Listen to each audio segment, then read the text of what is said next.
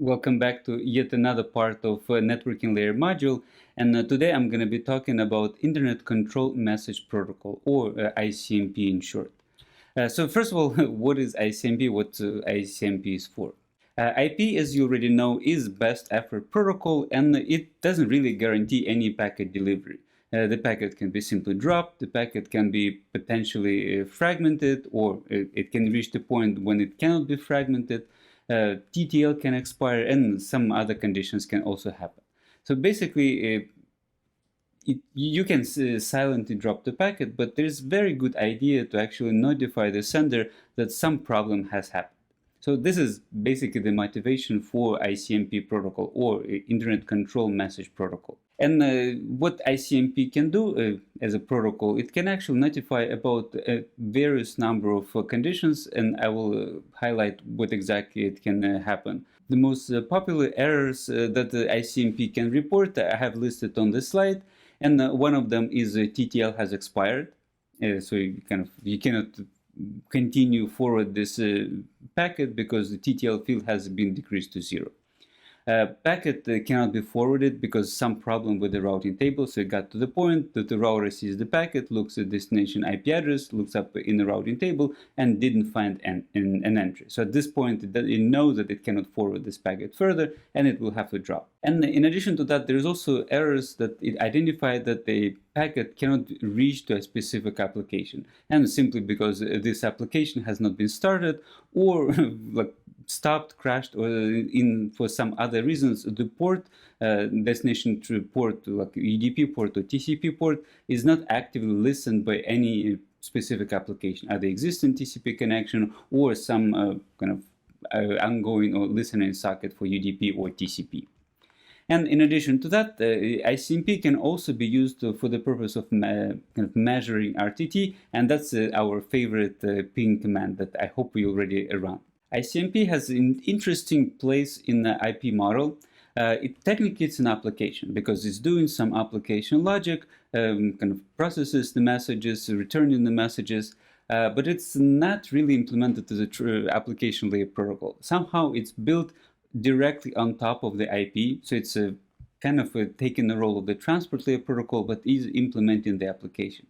But at the same time, it is part of the networking protocol because it's designed to be supported by all routers in the world, and it has to be to report errors from IP forwarding.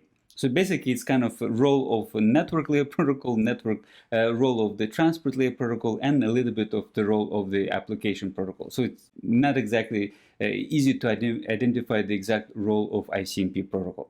And on the slide, I'm showing you a specific header of ICMP message. So it starts with a basically IP header, following by the type, code, and checksum. So this is 8 bits, 8 bits, and 16 bits, following with any type-specific information. And type-specific information, there's a specification for all different types, and each specification for each individual type actually describes what has to be encoded as this type-specific encoding. And type encode is simply numbers. Checksum is a checksum that you have to calculate. It's basically the IP checksum. Okay, now about the details of the ICMP protocol. As I said, there are tons of different errors that ICMP can report, and you can look it up in this HTML page. From the highlights, from important ones, is echo reply, echo response, or like echo request, echo reply. Somehow they're using different types, but the same code. The other ones that can be relevant for the project 3, if you're willing to implement this part, is type 3. And type 3 is basically to report something is not reachable, and specifically code is actually describing what exactly is not reachable and why is it not reachable. So for example, it can be destination network unreachable, it can be host unreachable, it can be application unreachable, and so forth and so on. Or in some cases it's a fragmentation and something cannot be forwarded just because the packet has to be fragmented and either MF flag is specified or for some other strange reason. Now I want to switch to a little bit more specifics, and I will start with the ping command. So this is the one that you already run a couple of times, and I showed the screenshots, but this is exactly how it's implemented. And it's implemented using just ICMP protocol and two types of messages. So it's using type 8 and code 0 to send the request, and I'm showing you the header format for the type 0 and type 8. And for the response, it simply uses type 0, code 0, and it has to basically mirror what was sent out in the request. It's just, technically these are the same thing, the same format, everything is identifier, sequence number, data has to match between the request and reply in order this to be in order to match it. But they're using different types. Effectively, this message has identifier, it has a sequence number, and it has any kind of data that the ping command or anybody who is sending this message is willing to provide. Normally, ping command includes very small portion of data just to have some kind of a payload, but programmatically it can also include larger data in case you want to use this echo request for some other particular reason. So that's the ping command. So basically it's the ICMP request and ICMP reply. And I hope you already run this command in various environments. And in all the operating systems, we have this command, and it's implemented in basically the same way, maybe with the tiny little bit differences. And with ICMP ping and with this ping command, we can simply measure RTT time. This is the basic notion of a ping command. Moving forward to traceroute command is a little bit more complex than ping command, and for one specific reason.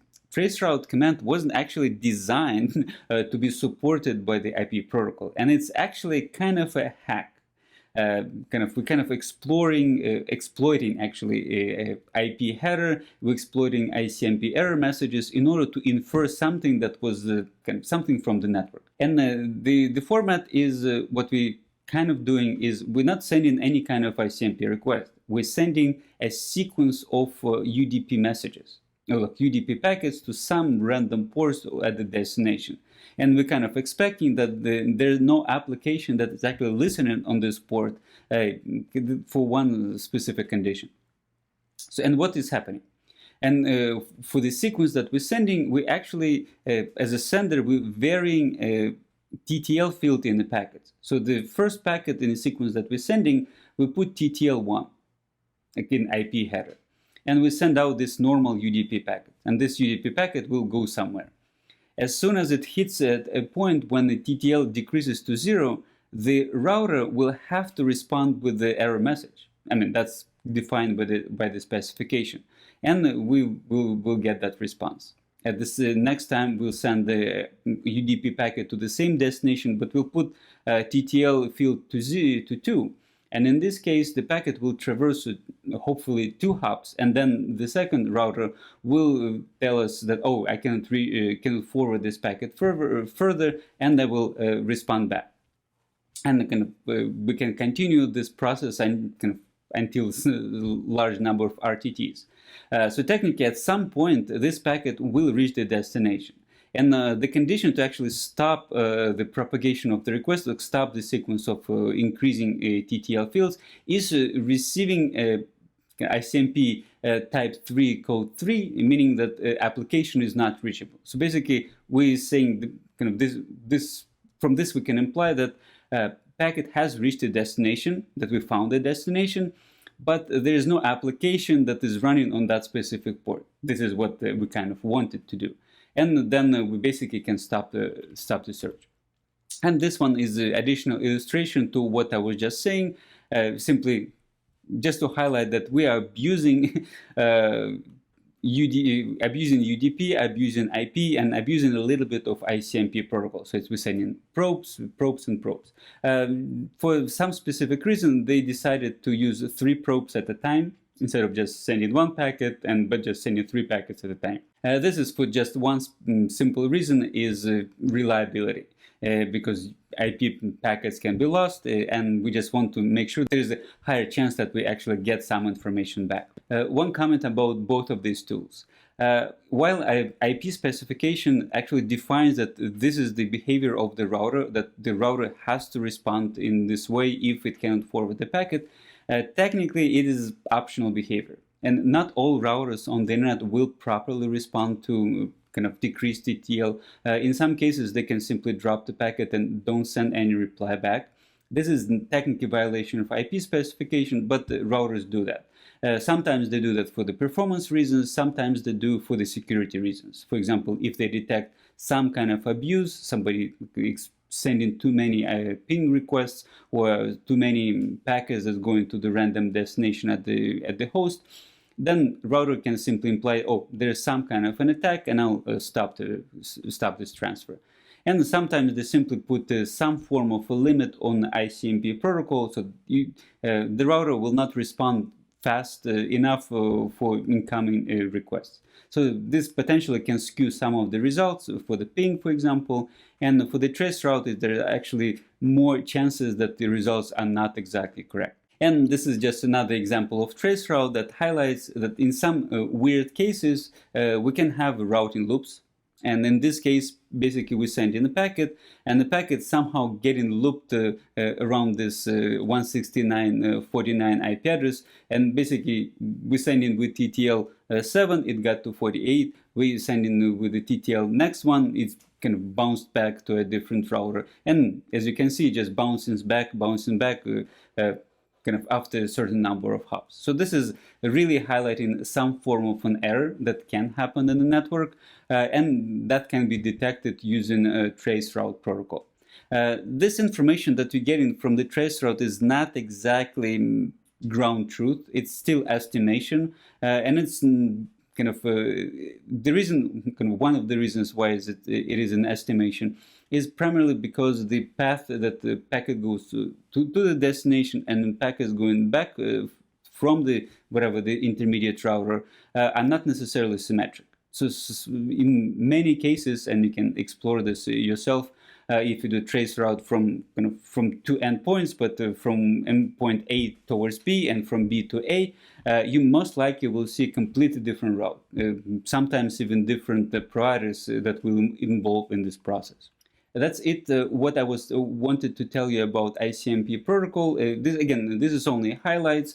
I only highlighted the ping, how exactly ping command is implemented, which specific types are used. Highlighted how a traceroute command is implemented and which kind of how it's being used, like abused in some way. So it's using the UDP protocol to send requests, kind of with increasing TTL field in IP packet, and expecting some error messages, ICMP error messages, to be received. So if it's received TTL expired, that then assumes the packet was forwarded somewhere and kind of it's still in process of being forwarded.